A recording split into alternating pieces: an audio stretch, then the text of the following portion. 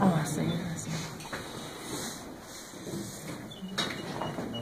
Now this is a really safe ride, as long as you keep your arms and legs inside. Whatever you do, don't stand up. You heard that, Daddy? Yeah. Hey, it's your head.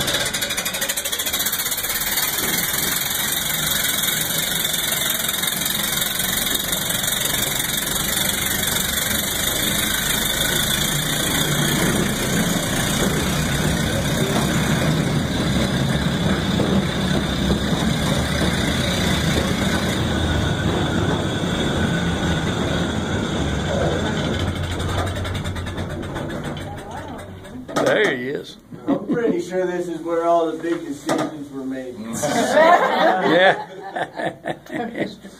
Now, if we were to turn right here, walk straight back about 1,000 feet, we'd find the Black Diamond Mine. They produced the richest ore car to come off of this level of the mine, Mollie Kathleen. That was 1,012 ounces in that single ton. Good grief. Today, that'd be worth right at $1.25 million in one ore car. Wow. Here we go again.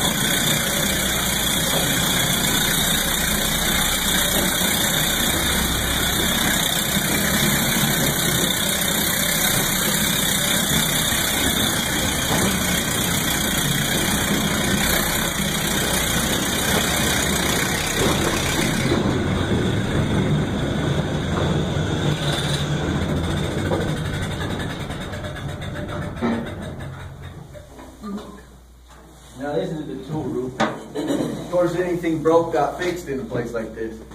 But this much room's a lot more important than that.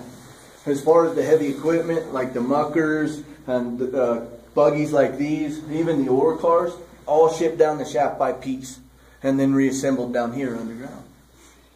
But you could go ahead and hop off here. As you do, just stand away from the tram. I got to send it back to where we just came from.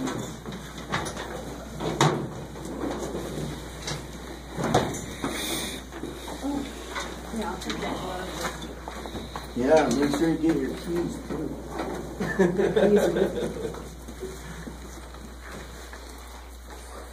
Alright, here we go.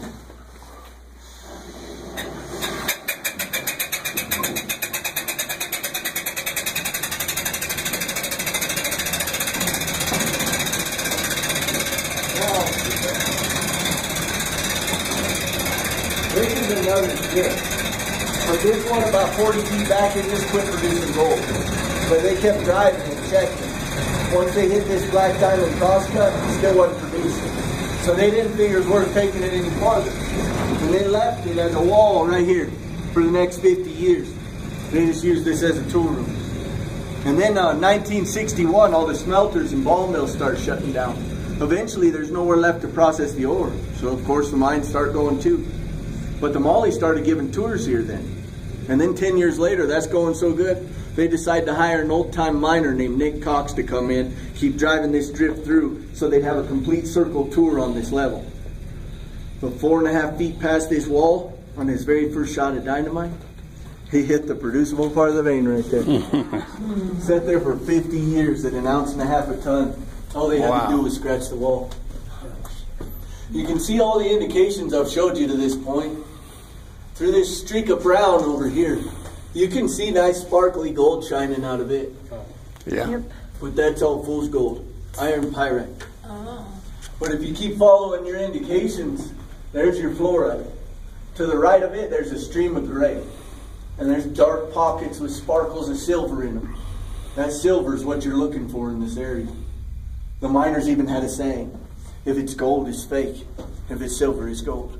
And the reason it worked like that underground here is once the volcano quit, everything that was left in the earth got to cool over a long period of time with no oxygen. So when it went back to its natural state, it actually took on the color of the tellurium, which is silver. But then we had that blew out too. And the tellurium burns off instantly in our atmosphere. So we were left with some free gold nuggets and flakes, gold like you're used to seeing it. And now I can show you that in high quantity. Up ahead is our mineral room full of rare pieces of high-grade ore that have never been processed. Wow. From a lot of these different mines. As far as mining specimens, these are better than Smithsonian quality. The Smithsonian has 3 pieces of raw mined ore of this grade. But they came from this district too. Come see them.